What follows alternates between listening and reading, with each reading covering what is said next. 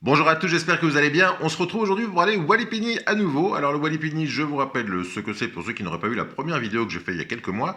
Un Walipini, c'est une serre enterrée qui permet de protéger les cultures du froid et du vent. Je vous avais fait donc une première vidéo il y a quelques mois. Si vous ne l'avez pas vue, je vous mettrai le lien dans la description pour que vous puissiez revoir cette vidéo parce que c'était la vidéo où j'expliquais un petit peu ce que c'était. Mais je vais vous faire cette deuxième vidéo pour deux choses. D'abord, vous répondre aux nombreuses personnes qui m'ont dit mais alors maintenant que tu as déménagé, que va devenir la Walipini que tu avais commencé? La réponse c'est que a priori elle devrait pas être. Je pense que la personne qui va racheter ma maison ne va pas faire de serre parce qu'il n'est pas aussi passionné de jardinage que je le suis ou que vous pouvez l'être. Donc je pense que cette serre enterrée va être rebouchée, malheureusement. Et donc je voulais faire cette vidéo d'une part pour vous donner des nouvelles et vous dire que malheureusement il n'y aura pas de suite à ce projet. Et d'autre part pour répondre à quelques questions que j'avais eues dans la première vidéo, notamment sur les questions juridiques. Alors il y a des questions concernant la hauteur maximum qu'on peut faire, qu'on peut creuser pour faire un Walipini. Donc là les interprétations varient selon les textes, on va dire, c'est pas très clair. Mais a priori, ce serait 1,80 m creusable sans autorisation. Et en dessous, enfin au-delà de 1,80 m, il faudrait des autorisations. Donc ça, c'est un point important. Je voulais aussi vous préciser que faire un Walipini, ou une Walipini, je ne sais pas si c'est masculin ou féminin. Donc faire ce genre de serre enterrée, ça dépend beaucoup du type de sol qu'on a. Il y a des sols qui permettent de le faire, des sols un peu sableux comme le mien. Quand on a un sol très argileux, ça peut être compliqué parce que le Walipini peut vite se transformer en Walipiscine, comme m'a dit une des personnes en commentaire.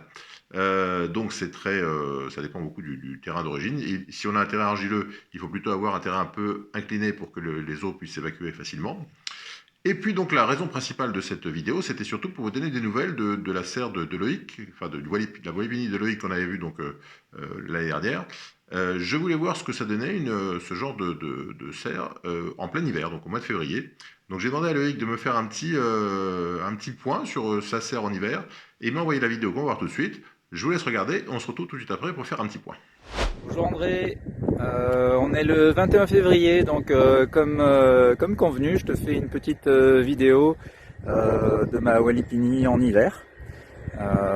Voilà, donc j'ai mon potager, comme tu m'as demandé, j'ai attendu qu'il fasse un petit peu beau. Voilà, et donc on va aller visiter la Walipini. Voilà donc l'entrée. Alors j'ai fait un trou de 4,50 m de large par 18 de long. Avec au-dessus donc des arceaux d'une serre maraîchère bâchée, et puis devant une paroi en bois avec la récupération d'une baie vitrée. Donc à l'entrée, comme je t'avais fait voir, donc il y a un bassin qui est sur 1 m de profondeur et qui permet de faire un échange thermique entre le sol et l'air. Voilà, donc on a la chance pour certaines choses d'avoir de la roche qui est vraiment assez donc compacte et qui permet d'avoir des parois qui ne s'éboulent pas. Voilà. Donc on a creusé à 2,50 m, j'ai remis 1 m de terre à l'intérieur, ce qui permet d'avoir avoir une terre assez riche avec du fumier, etc. mélangé.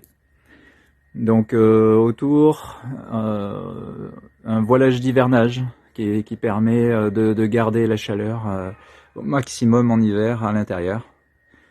Donc voilà, actuellement il fait 23 degrés, 23 degrés. Donc et on ne dépasse jamais 25 degrés même en été. Et on ne descend pas en dessous de 7 degrés l'année dernière, quand il faisait -7 dehors. Et sinon, en général, il fait 10-12 degrés, quoi. Voilà, donc ça permet d'avoir des poivrons qui restent qui restent en vie, les mandariniers qui donnent. Là, on a melon poire qui reste en vie tout l'hiver et qui permet de pouvoir faire des boutures après. Des ananas. Donc après, avocatier. Enfin, on peut faire pousser plein de choses en hiver, hein, mais là, il n'y a pas grand-chose. J'ai beaucoup d'arbres enfin, j'ai semé des graines, ce qui permet d'avoir des arbres pour la future serre, donc des anones, des néfliers, des avocatiers, manguiers. Donc là, on a un arbre tomate, hein, donc Tamarillo.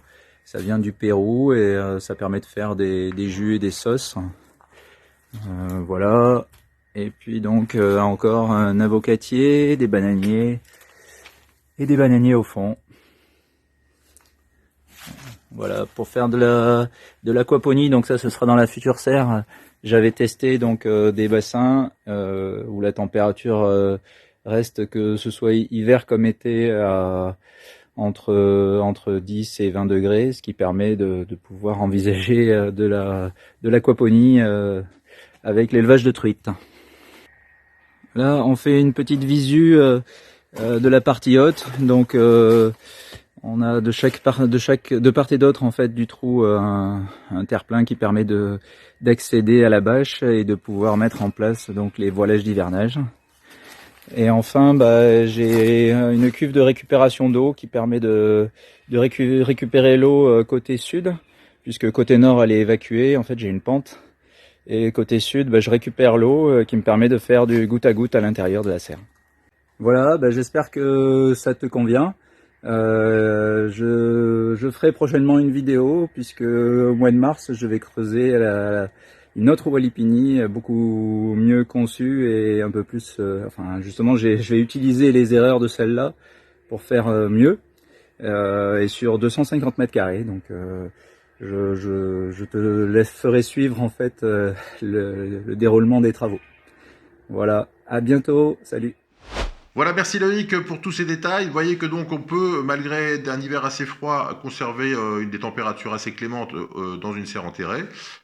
Pour compléter un peu les informations que vous a donné Loïc, sachez que ce genre de serre enterrée, donc d'environ 80 mètres carrés, a coûté environ 2000 € à Loïc, donc c'est quand même un budget conséquent. Sachez aussi que Loïc est un bon bricoleur, puisqu'il a même fabriqué lui-même sa maison. Donc, je pense que construire un walipini, c'est pas, on va dire, donné à tout le monde. Il faut être déjà un peu bricoleur au départ. Et donc, il ne faut pas se lancer si on n'est pas, comme moi, par exemple, pas très doué en bricolage.